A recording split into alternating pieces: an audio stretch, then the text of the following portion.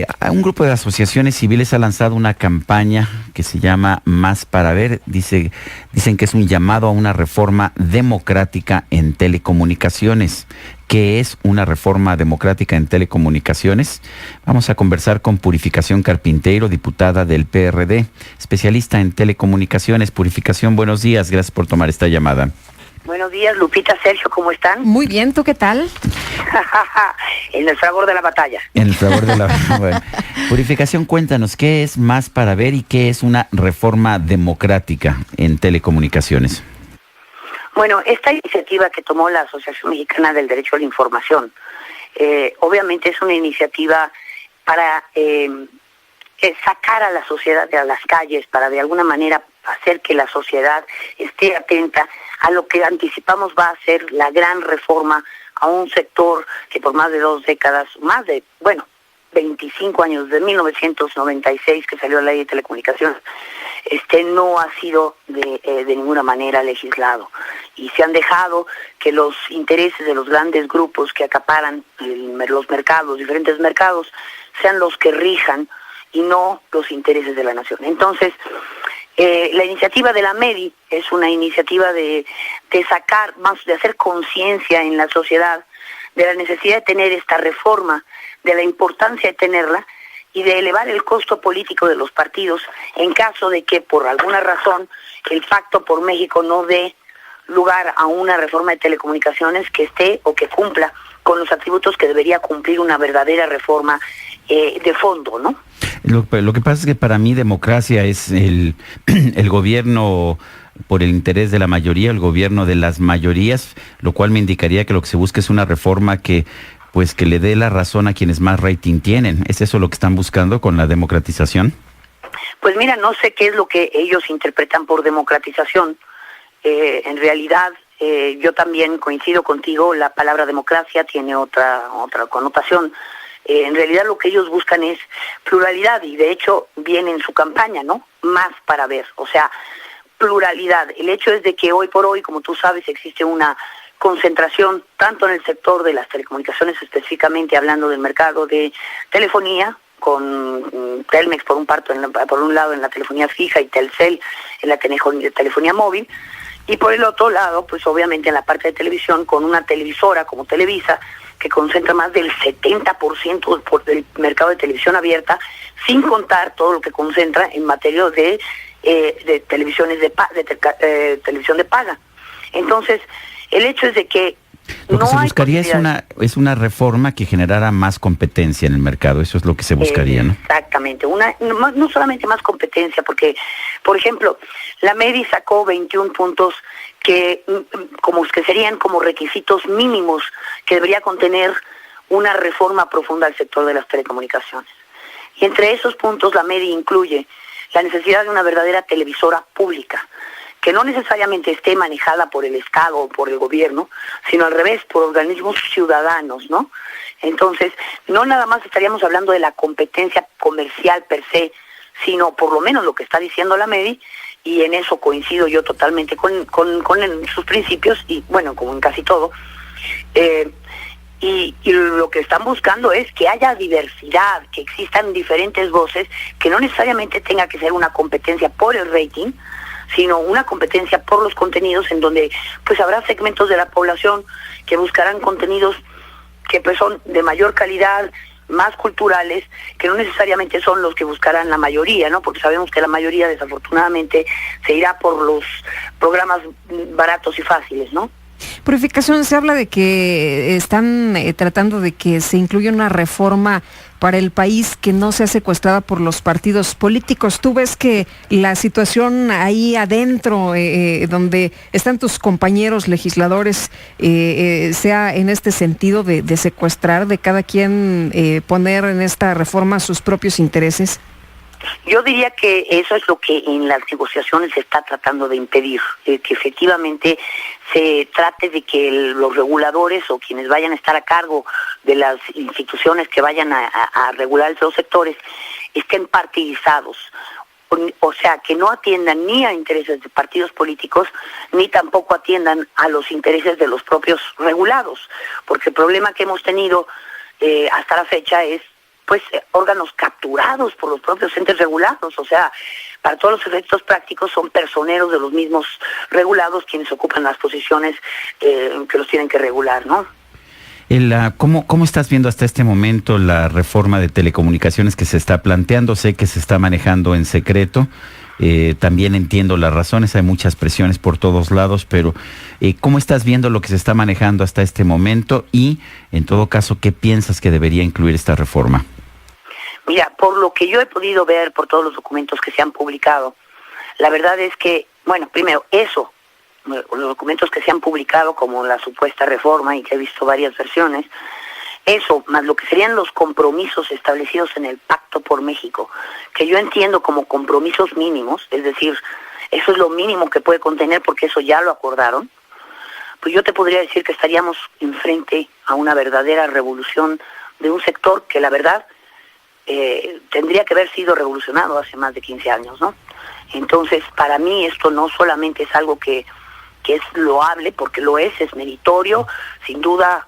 Creo que los movimientos sociales como el Yo Soy 132 y estas participaciones como por ejemplo la de la MEDI y la sociedad civil saliendo a las calles a demandar democratización, porque si hablan de democratización, en realidad desde mi punto de vista era pluralidad, variedad, objetividad, veracidad en la información, y que estos movimientos sociales lo hayan incluido en la agenda nacional como una prioridad. Y esto a mí me parece que era una necesidad, salió de los escritorios de los especialistas y de nosotros, los que de alguna manera hemos estado en este sector, para hacer un tema que ahora pues interesa a toda la sociedad, no nada más a nosotros que hemos estado pues batallando en esto por más de 15 o 20 años, ¿no? Purificación, déjame en primer lugar hacer una aclaración de interés. Yo colaboro para 2 empresas radiodifusoras privadas, Grupo Radio Centro, Televisión Azteca. Y ahora déjame hacerte una pregunta que tiene que ver con algo que decías sobre los objetivos de la AMERI que tú decías que compartías, que es tener programación de mejor nivel, de más nivel cultural, por ejemplo. Sabemos que se está buscando licitar 2 cadenas de televisión. En el caso de que una de ellas fuera cultural, en primer lugar, ¿quién decidiría qué es lo cultural y qué no es lo cultural? Y segundo, ¿no significaría esto que se reduciría la competencia en un mercado o se le estaría dejando el mercado a Televisa y TV Azteca en materia comercial, lo cual pues les deja fundamentalmente el mercado porque sabemos que la gente prefiere esa programación? Bueno, déjame comentarte. Las versiones que yo he visto que han sido dadas a conocer hablan de la licitación de 2 cadenas de televisión comercial más un organismo, digamos, más una red de televisión pública. Es decir, no es que se vaya a dejar de lado la televisión comercial, por el contrario, se abriría el mercado a 2 competidores más. Yo no sé si es que estamos hablando, yo supongo, porque digo, como no he visto la reforma... Se ha hablado de 2 cadenas. 2 canales, sí. 2 canales en cadena nacional, ¿no? Así es. Que yo creo que pues podrían o deberían ser concentrados por una sola entidad, un solo grupo, por una sencilla razón. Si ya tenemos a Televisa con 4 canales, a Televisión Azteca con 3, si consideramos el 40, y pues lo lógico sería que el nuevo que encara pues tuviera por lo menos las mismas capacidades o lo más cercano a las mismas para poder competir en términos de igualdad. Entonces yo diría, bueno, un tercero que aglutinara 2 canales en cadena nacional, ¿no? Igual que lo haría, o estaría en igualdad de condiciones que TV Azteca. Pero además de eso, habría un sistema de televisión pública, o sea, no es que sea una u otra. Sería adicional. Exactamente. ¿Pero necesitamos un sistema de televisión pública? Desde mi perspectiva, sí. ¿Cómo para qué? Desde mi perspectiva, bueno, mira, yo lo que tengo como ejemplos son ejemplos como la BBC de Londres, como la televisión española, PBS, la televisión, la RAI italiana. Son ejemplos de televisoras públicas muy exitosas. Públicas privadas, porque también, tienen comerciales y tienen pues ingresos privados también, todas ellas, y además un costo muy, muy importante para el erario.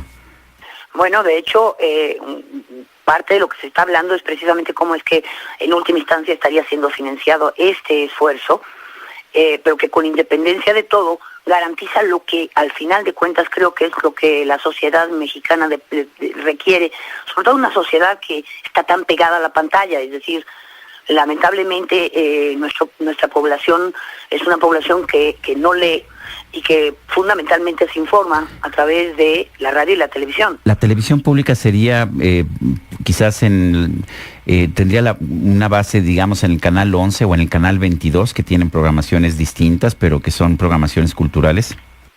Pues mira, esto supongo que vendrá en la reforma como está contemplada. Yo te diría que si me dijeras a mí, eso es lo que tiene que suceder. Uh-huh. Es decir, no vas a tener también televisoras públicas en competencia, pues digo, no se trata de que unas se canibalicen a otras, como siempre decimos y lo sabemos, un mercado, digo, qué bueno que existan 1,000 competidores, pero llegará el momento en que de esos 1,000, ¿no? 995 quiebren.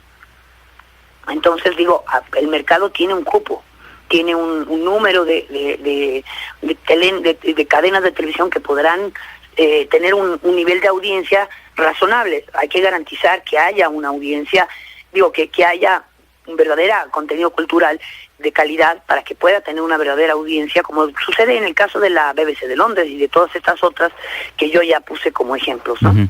Que tienen producción comercial también. La BBC igual te produce programas comerciales que programas culturales. Y déjame decir, yo sería de la idea de que esta cadena pública de televisión, que sería fundamentalmente dirigida o comandada por ciudadanos, porque no sería el Estado, sino sería la ciudadanía la que lo manejaría. Yo entiendo que se estaría buscando que fuera totalmente profesionalizada, es decir, que no fuera una cuestión de política, ni obviamente ni de línea política ni partidaria, sino al revés, fuera totalmente independiente y ciudadana. Tendría que competir y buscar financiamiento a través de la venta de sus contenidos, ¿no? Sí, porque México lo que hemos visto hasta ahora, por ejemplo, en los canales locales que son gubernamentales de los gobiernos, lo que se difunde en realidad son las propaganda acciones del gobierno, ¿no? Bueno, hasta este momento lo que pasa es que tienen restricciones, como ustedes saben, son permisionarios y no concesionarios, excepto el 22 que sí tiene una concesión. Pero en realidad, incluso el 22 se trata de vender publicidad. No tiene quien venderla por sus bajísimos niveles de audiencia. Entonces, y con independencia de todo, lo que se estaría buscando es que este organismo tuviera efectivamente estándares de profesionalización que busquen contenidos de gran nivel, lo que sin duda requerirá de inversiones que tendrán que ser financiadas de alguna manera, pero que les permitan de alguna manera entonces sí competir con contenidos de calidad en la venta de programación, tanto nacionalmente como internacionalmente, tal y como lo hace la BBC de Londres y otras cadenas, y otros canales, ¿no?, de públicos. Bueno, pues, ¿estarías tú de acuerdo, por ejemplo, en tomar el canal 11 o el 22, cualquiera de los dos, y hacerlo la base de una cadena nacional cultural? Absolutamente. Sí, o sea, digamos a la forma de la PBS de Estados Unidos. Y no uso el ejemplo de BBC por varias razones. Una, porque es una combinación distinta, tiene parte comercial, tiene parte también cultural, pero además hay otra cosa. Tú sabes que la BBC vive de un impuesto que se les cobra, que le ponen a las televisoras, 175 libras al año por televisor, y dudo mucho que la gente en México esté dispuesta a pagar pues una cantidad de esa naturaleza por su televisor. Sergio, déjame darte ejemplos de cómo podrían financiarse. Es decir, hoy por hoy, por ejemplo, todos los concesionarios que utilizan frecuencias están obligados a pagar derechos sobre esas frecuencias al Estado. Bueno, pues muy bien, esos derechos podrían asignarse a financiar las cadenas públicas.